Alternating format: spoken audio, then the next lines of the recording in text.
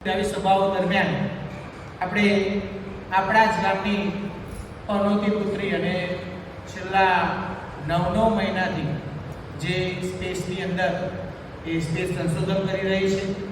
આમ તો એમ કહેવાય કે પોતાના જીવન અને મરણ વચ્ચે એ માનવ સેવાનું કાર્ય કરી રહી અને એને પૃથ્વી પર લાવવાની વાત આજે અમેરિકાની સ્પેસ એજન્સી અને એલોન મસ્કની સ્પેસ એક્સ નામની કંપની દ્વારા એમને ફરીથી પૃથ્વી પર લાવવા માટે પ્રયત્નો શરૂ થયા છે.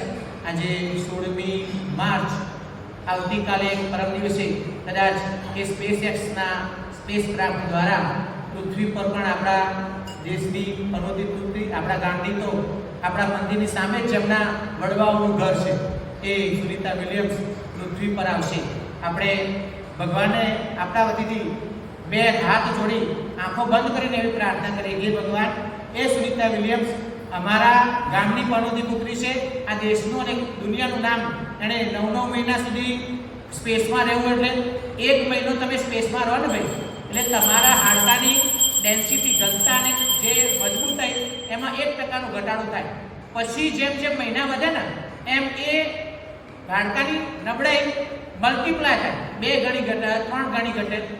એવું કહેવાય છે કે સુનિતા વિલિયમ્સ જ્યારે પૃથ્વી પર લાવવામાં આવશે તો એમના હાડકાની અંદર કાણા હશે એટલે એ ઊભા તો રહી શકે પણ એમના સ્ટ્રેચર ઉપર લાવવાના છે. એ તમે સ્પેસની બહાર લાવશે, જ્યારે સ્પેસક્રાફ્ટની બહાર એમ કે પૃથ્વી પર આવી જાય પછી એમને સ્પેસની બહાર લાવવામાં આવશે તો હાડકા એટલા બધા નબળા હશે, હૃદયની અને એ બધાની એની એ થશે, તપાસ થશે અને એમની કેટલી ક્ષમતા છે જીવન મરણ વચ્ચેની એની ક્ષમતાનું ચકાસણી થશે અને ઘણા મહિના સુધી એમને મેડિકલ ઓબ્ઝર્વેશનમાં રહેવું પડશે અને એ પછી એ આપણા જેમ આ પૃથ્વી પર નોર્મલ જીવવા માટે ધીમે ધીમે પૃથ્વી પર પગ માંડતા થશે. એમને ઊભા રહેવા માટે પણ ઘણો બધો સંઘર્ષ કરવો પડશે. આટલી મુશ્કેલી વેઠી અને આપણા દેશના અને વિજ્ઞાનના સંશોધન માટે એ આપણા ગામની પુત્રી એ સ્પેસમાં છે.